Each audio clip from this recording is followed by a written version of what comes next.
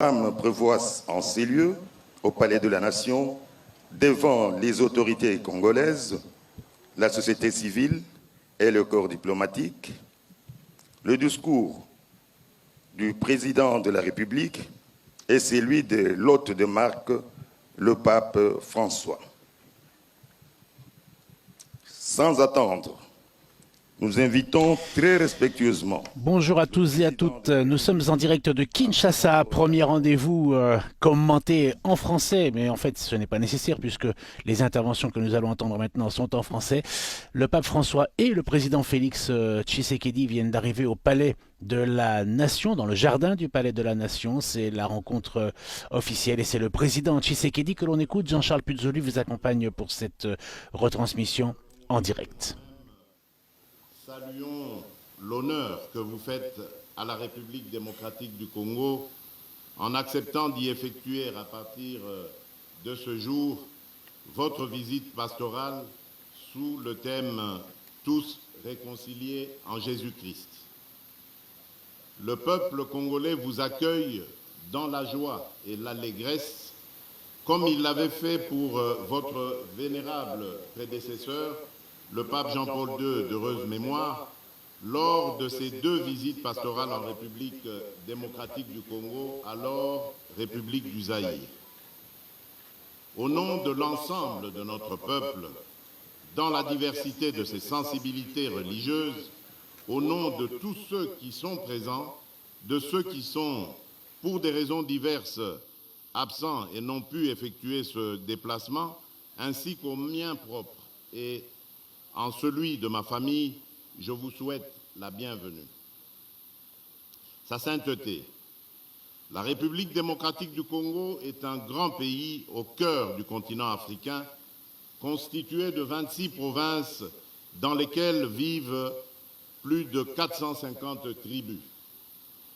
Ces populations ont une riche et harmonieuse diversité culturelle et celle-ci, plutôt que d'être un facteur de séparation, s'est mué au fil de l'histoire de notre nation en un ferment à l'avènement d'une terre de paix et d'hospitalité, ainsi qu'une terre d'accueil pour les peuples d'Afrique et du monde. Sa sainteté. Si la République démocratique du Congo a proclamé la laïcité de l'État comme principe constitutionnel, la vie de nos populations demeure, elle, profondément liée à des convictions religieuses qui traduisent le dynamisme et la vitalité de leur foi. Ces convictions structurent notre agir collectif et la vie de nos familles repose en grande partie sur ces valeurs religieuses. Au nombre de celles-ci figure notamment l'hospitalité qui s'impose comme une valeur cardinale partagée par l'ensemble de nos familles et de notre peuple. Malheureusement, il y a lieu de constater qu'au cours de ces 3 dernières décennies, cette hospitalité qui nous caractérise a été mise à mal par les ennemis de la paix et les groupes terroristes venus essentiellement des pays voisins.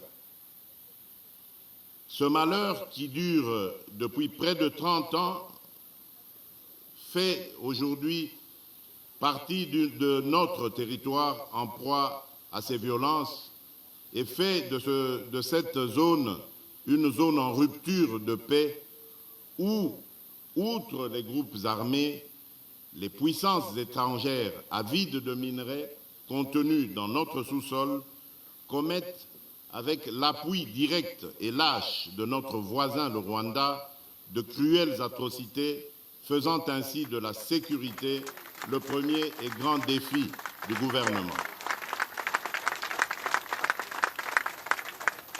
En effet, à la faveur de l'inaction et du silence de la communauté internationale, plus de 10 millions de personnes ont déjà été atrocement arrachées à la vie.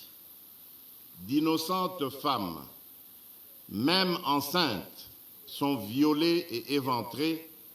Des jeunes gens et enfants sont égorgés.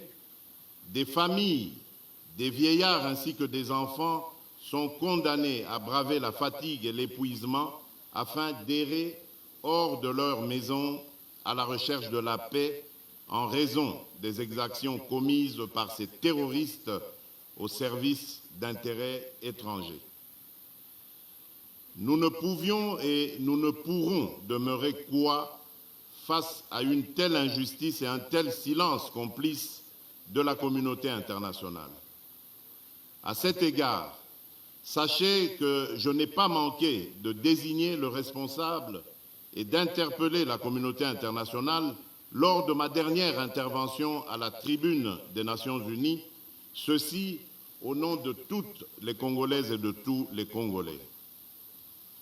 Soyez rassurés, en outre, sur le fait que la République démocratique du Congo assume et continuera d'assumer ses responsabilités, notamment celles consistant en la défense de l'intégrité de son territoire avec l'aide de son peuple. Car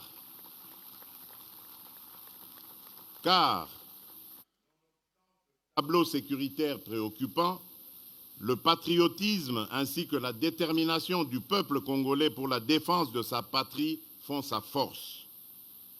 Sachez, sa sainteté, que le peuple congolais demeure et demeurera un peuple grand, un peuple uni et fort face à toute menace faite à l'intégrité de son territoire et à la survie de sa nation.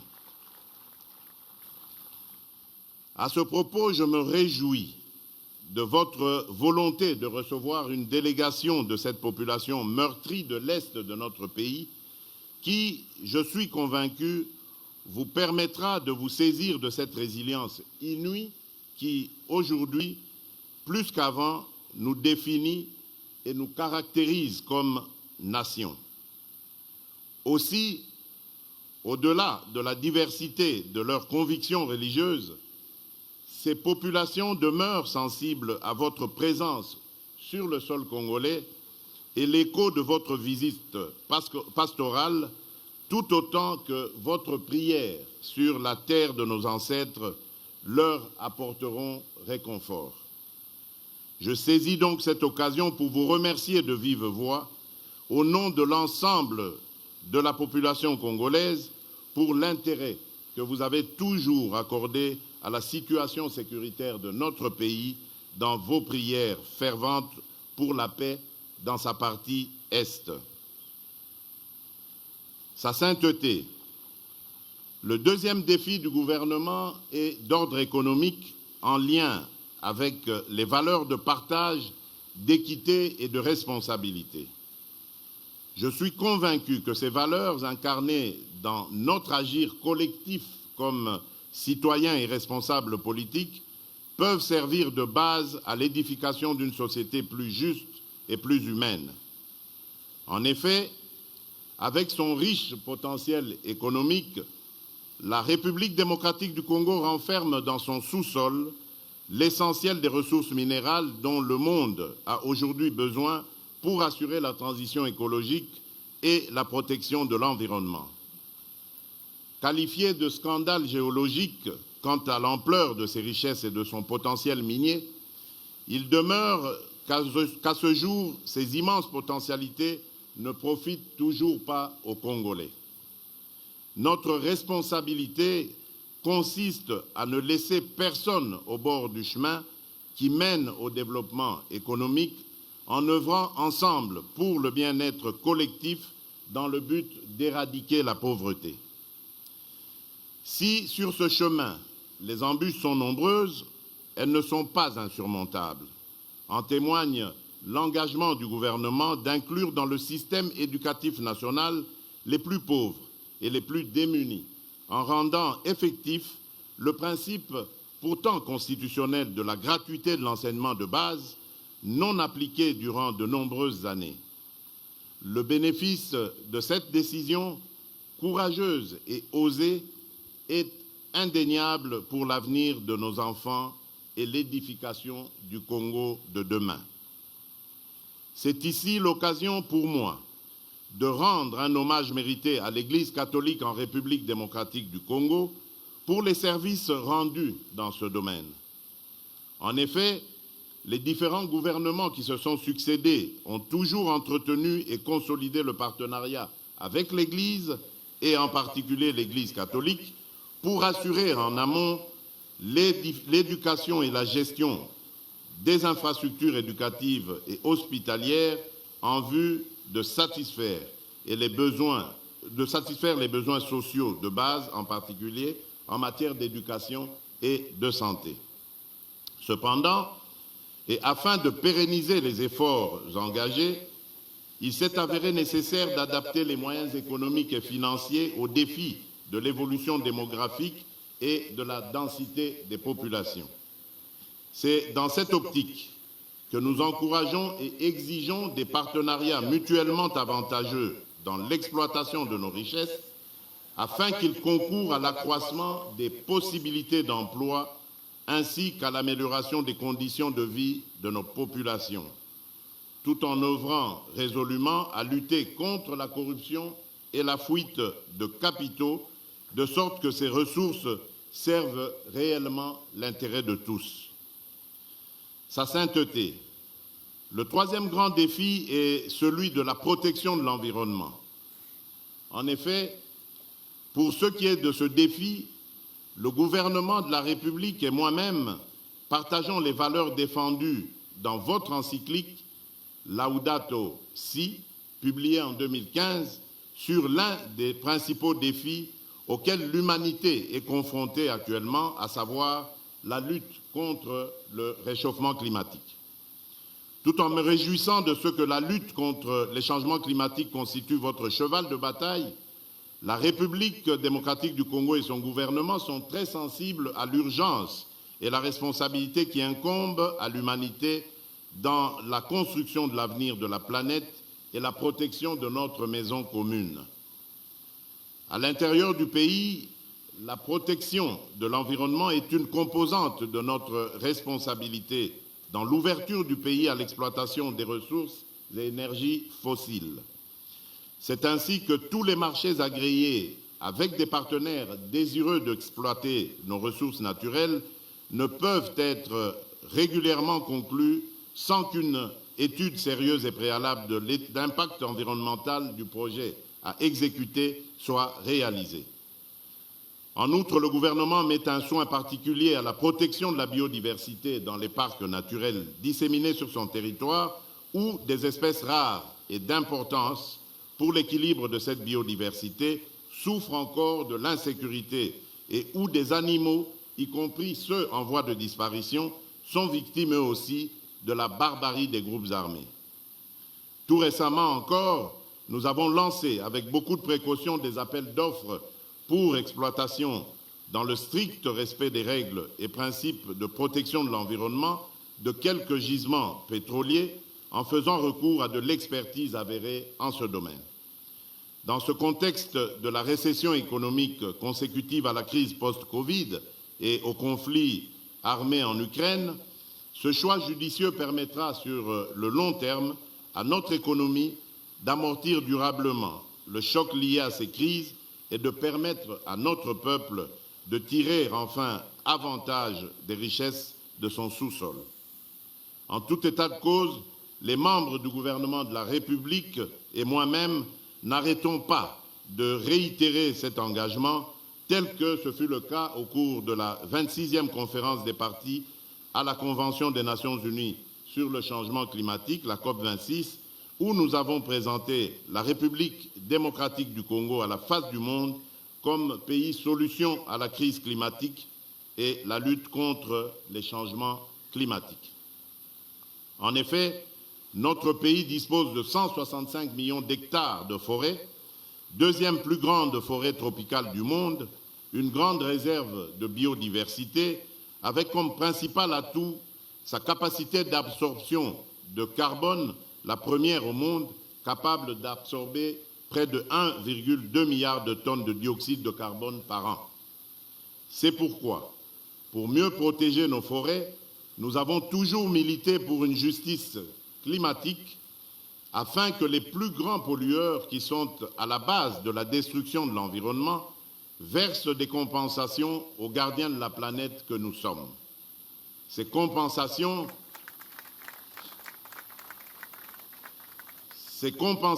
pourraient nous permettre de renforcer nos capacités dans la poursuite et la réalisation d'investissements innovants, ainsi que dans le développement d'infrastructures dans les énergies renouvelables et la gestion des déchets.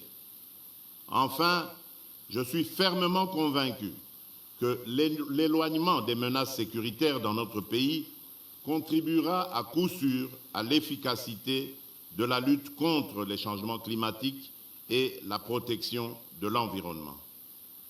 Sa sainteté, tels sont les principaux défis, parmi tant d'autres, de notre pays, qu'avec la détermination de son peuple et l'appui de ce dernier, nous ne manquerons pas de relever. Votre visite pastorale contribuera sûrement à renforcer cette détermination et notre peuple est disposé à accueillir votre message de paix, d'espoir, de réconfort, d'affermissement et de fraternité. Je voudrais ainsi clore mon propos en vous souhaitant, au nom de l'ensemble de notre peuple, un agréable séjour pastoral en République démocratique du Congo.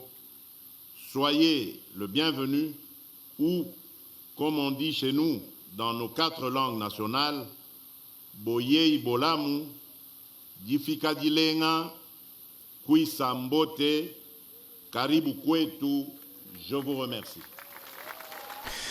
Discours du président Félix Tshisekedi qui a quelques accents politiques à l'accueil du pape François, notamment dénonçant les incursions rwandaises dans l'est du pays, mais aussi en parlant des scandales, des richesses qui sont exploitées par des compagnies étrangères et en évoquant la nécessité peut-être de recevoir des compensations parmi les nations qui polluent le plus afin de compenser le fait que le Congo, avec sa grande forêt, eh bien, se considère un gardien de la planète, donc des compensations versées par les pays pollueurs. Voici quelques éléments du discours du président Félix Tshisekedi au moment où le pape François commence ses propos. Je voudrais saluer nos amis de AWTN et de Ciel et Lumière qui nous suivent pour cette première rencontre publique du pape François. Vi saluto cordialmente e grato al signor Presidente per le parole che mi ha rivolto. Sono felice di essere qui in questa terra così bella, vasta, rigogliosa, che abbraccia a nord la foresta equatoriale, al centro e verso il sud altipiani e savane alberate, all'est colline, montagne, vulcani e laghi, a ovest grandi acque con il fiume Congo che incontra l'oceano. Nel vostro paese che Monsieur le Président de la République, membres illustres du gouvernement et du corps diplomatique, autorités distinguées, religieuses et civiles, éminents représentants de la société civile et du monde de la culture, mesdames et messieurs, voici donc la traduction du discours du pape François. Je vous salue cordialement et je remercie Monsieur le Président pour les paroles qu'il m'a adressées. Je suis heureux d'être ici sur cette terre si belle, si vaste et si luxuriante qui embrasse au nord la forêt équatoriale, au centre et vers le sud les hauts plateaux et les savanes arborées, à l'est les collines, les montagnes, les volcans et les lacs, à l'ouest d'autres grandes étendues d'eau avec le fleuve Congo qui rejoint l'océan.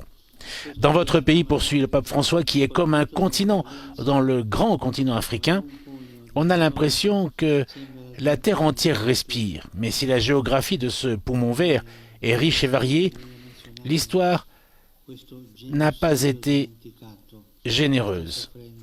Tourmentée par la guerre, la République démocratique du Congo continue de subir à l'intérieur de ses frontières des conflits et des migrations forcées, et à souffrir de terribles formes d'exploitation indignes de l'homme et de la création.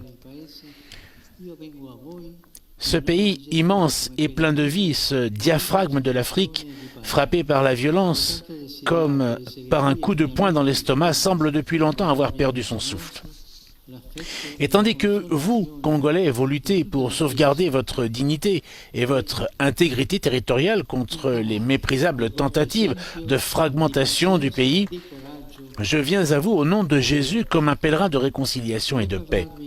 J'ai beaucoup désiré me trouver ici, et je viens enfin vous apporter la proximité, l'affection et la consolation de toute l'Église catholique. Je voudrais vous parler à travers une image qui symbolise bien la beauté lumineuse de cette terre, celle du diamant. Chères femmes et chers hommes congolais, votre pays est vraiment un diamant de la création. Mais vous tous, êtes infiniment plus précieux que toutes les choses bonnes qui sortent de ce sol fertile. Je suis ici pour vous étreindre et vous rappeler que vous avez une valeur inestimable, que l'Église et le pape ont confiance en vous, qu'ils croient en votre avenir, un avenir qui soit entre vos mains et dans lequel vous méritez de déverser vos dons d'intelligence, de sagacité et d'assiduité. Courage, frères et sœurs congolais, relève-toi, reprends dans tes mains, comme un diamant très pur, ce que tu es, ta dignité, ta vocation à garder en harmonie et en paix la maison que tu habites. Revis l'esprit de ton hymne national en rêvant et en mettant en pratique ces paroles. Par le dur labeur, nous bâtirons un pays plus beau qu'avant, dans la paix. Chers amis, les diamants généralement rares, ici, abondent. Si cela vaut pour les richesses matérielles cachées sous la terre, cela vaut à plus forte raison pour les richesses spirituelles enfermées dans vos cœurs.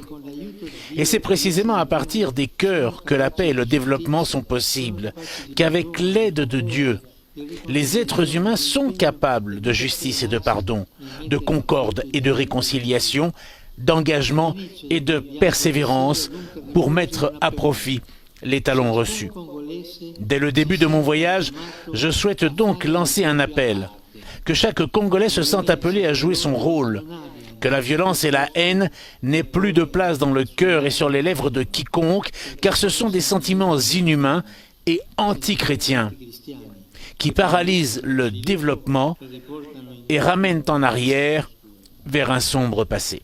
A proposito di sviluppo frenato e del ritorno al passato, è tragico che questi luoghi, in più generale il continente africano, En parlant de frein au développement et de retour vers le passé, il est tragique que ces lieux, et plus généralement le continent africain, souffrent encore de différentes formes d'exploitation. di tante culture e di tanta gente. Africa va sfruttata e questo è terribile.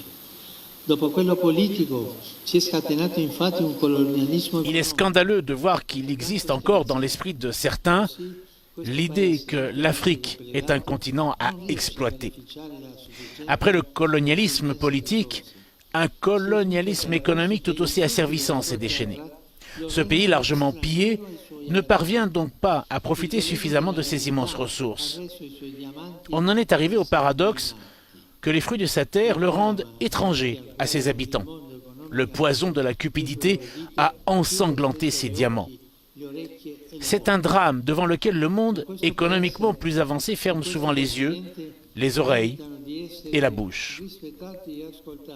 Mais ce pays et ce continent méritent d'être respectés et écoutés. Ils méritent espace et attention. Retirez vos mains de la République démocratique du Congo, retirez vos mains de l'Afrique, cessez d'étouffer l'Afrique. L'Afrique n'est pas une mine à exploiter, ni une terre à dévaliser. Que l'Afrique soit protagoniste de son destin, que le monde se souvienne des désastres commis au cours des siècles au détriment des populations locales et qu'il n'oublie pas ce pays ni ce continent. Que l'Afrique, sourire et espérance du monde comptent davantage, qu'on en parle davantage, qu'elle ait plus de poids et de représentation parmi les nations. Une diplomatie de l'homme pour l'homme, des peuples pour les peuples, doit se déployer, selon laquelle les opportunités de croissance des personnes soient au centre et non le contrôle des zones et des ressources, les visées d'expansion et l'augmentation des profits.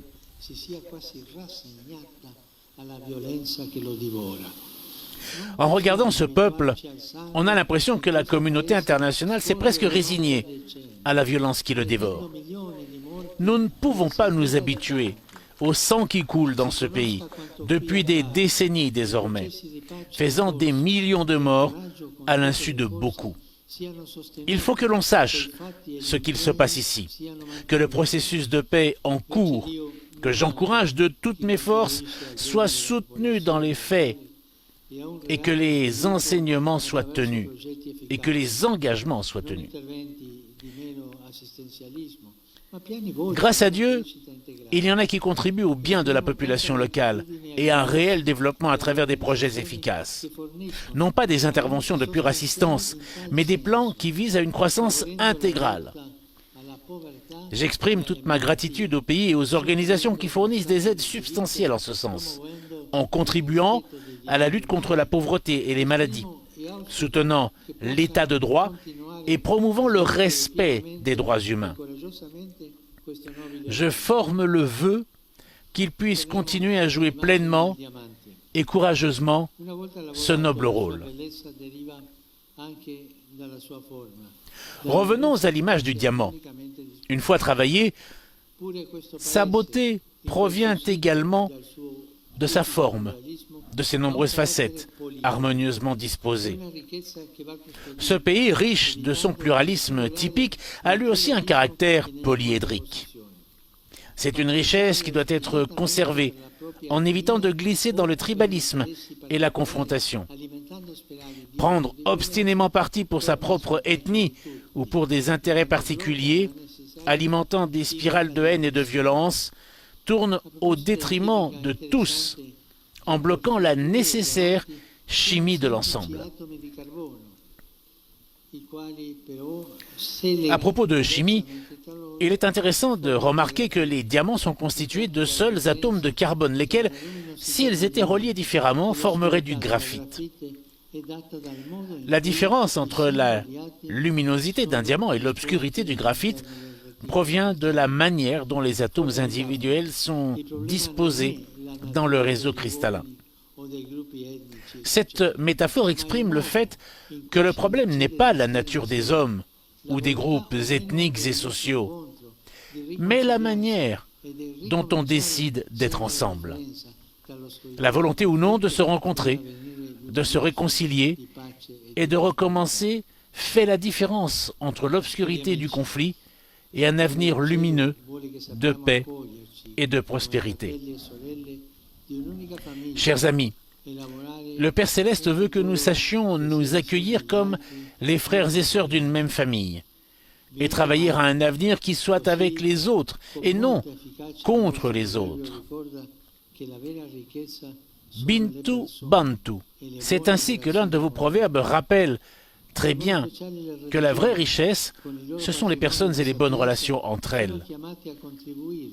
En particulier, les religions, avec leur patrimoine de sagesse, sont appelées à y contribuer, par un effort quotidien de renoncement à toute agressivité, prosélytisme et contrainte, qui sont des moyens indignes de la liberté humaine.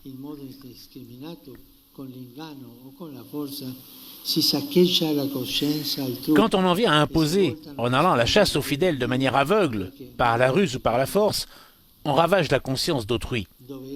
Et on tourne le dos au vrai Dieu, parce que, ne l'oublions pas, là où l'Esprit du Seigneur est présent, là est la liberté.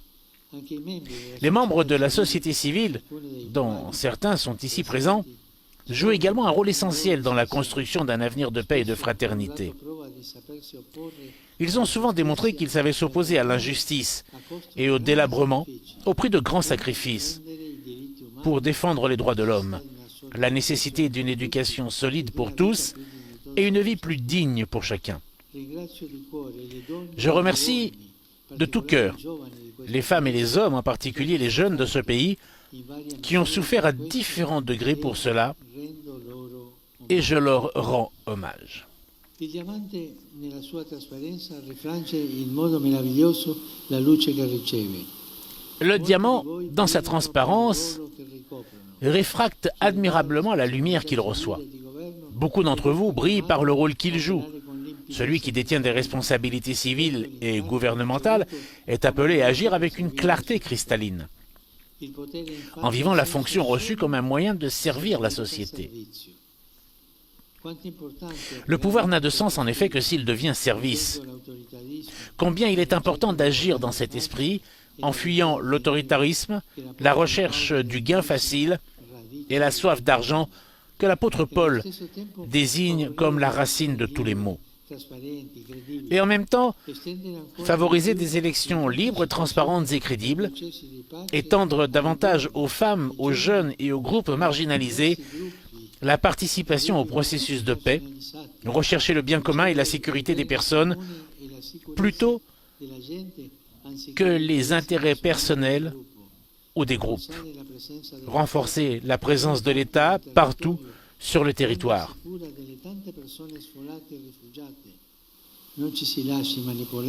Qu'on ne se laisse pas manipuler, et encore moins acheter par ceux qui veulent maintenir le pays dans la violence afin de l'exploiter et faire des affaires honteuses. Cela n'apporte que discrédit et honte avec la mort et la misère. Au contraire, il est bon de se rapprocher des personnes pour se rendre compte de la manière dont ils vivent. Elles font confiance lorsqu'elles sentent que les gouvernants sont réellement proches, non pas par calcul ou par exhibition, mais par service.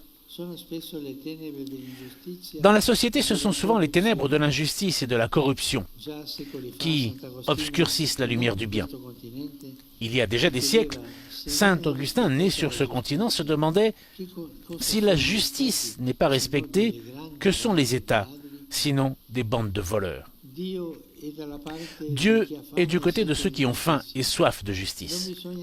Il ne faut pas se lasser de promouvoir dans tous les domaines le droit et l'équité en luttant contre l'impunité et la manipulation des lois et de l'information.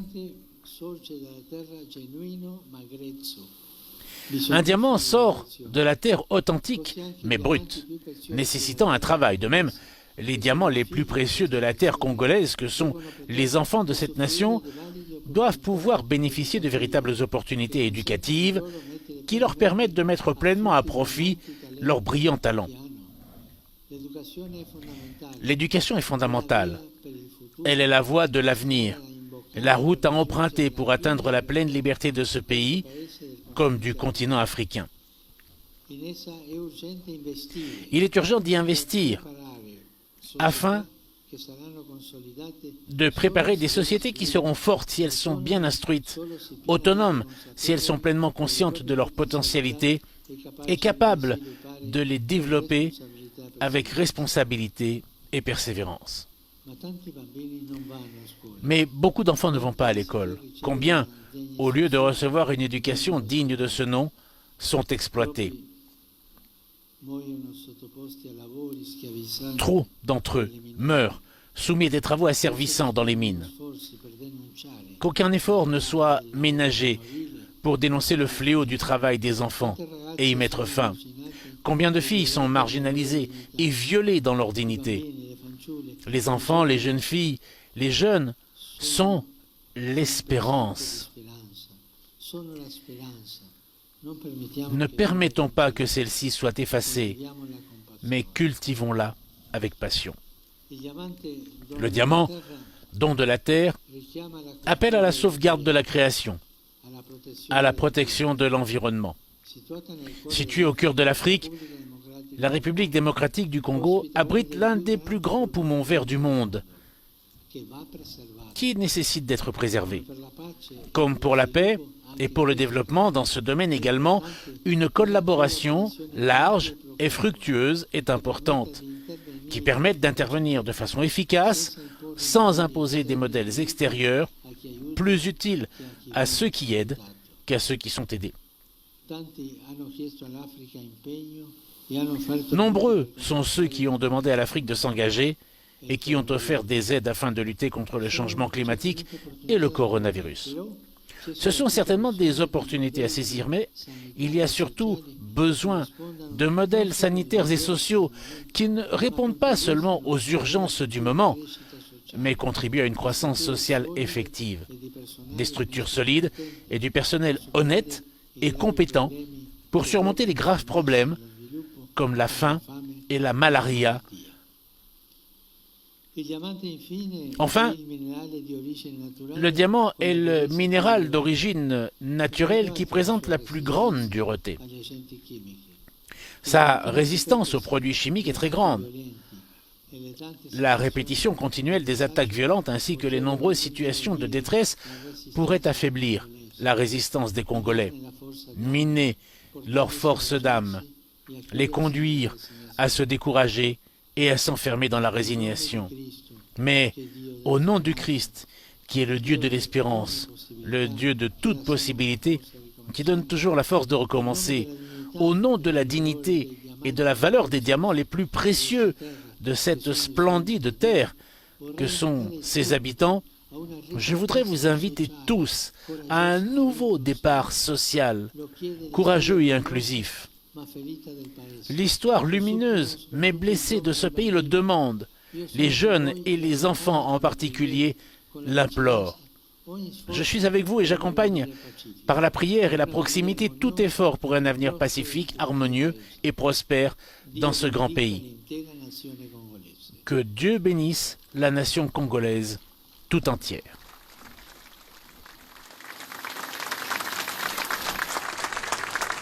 Voilà pour cet échange de premier discours entre le pape François et le président Félix Tshisekedi. Donc, au cours de cette rencontre avec les autorités, la société civile et le corps diplomatique, nous sommes dans le jardin du Palais de la Nation, ici à Kinshasa. Nous sommes à quelques enjambées seulement d'une autre capitale, Brazzaville, de l'autre côté du fleuve Congo, qui est juste à côté de ce Palais des Nations. Et cela pour dire qu'il y aura au cours des prochains rendez-vous, notamment de nombreux Congolais de Brazzaville qui viendront et de nombreux catholiques d'autres pays qui profiteront de la présence du pape François au Congo démocratique pour venir le saluer et notamment participer à la messe demain matin, messe que nous retransmettrons en direct de Kinshasa qui aura lieu à l'aéroport de Ndolo. Une messe à partir de 9h30 qui commencera probablement avec un petit peu d'avance lorsque le pape François fera son traditionnel tour en papamobile parmi les fidèles. On attend énormément de monde à cette messe demain qui sera un grand rendez-vous pour tous les fidèles du Congo. Avant que ne prenne fin ce rendez-vous, ce soir, je voudrais vous inviter à suivre toute la visite du pape François. D'abord sur notre site internet www.vaticannews.va. Vous y retrouverez de nombreux reportages, notamment sur la situation du pays, sur la situation des enfants, sur plusieurs thématiques, notamment comme l'eau, puisque le pape parlait aussi de la protection de l'environnement.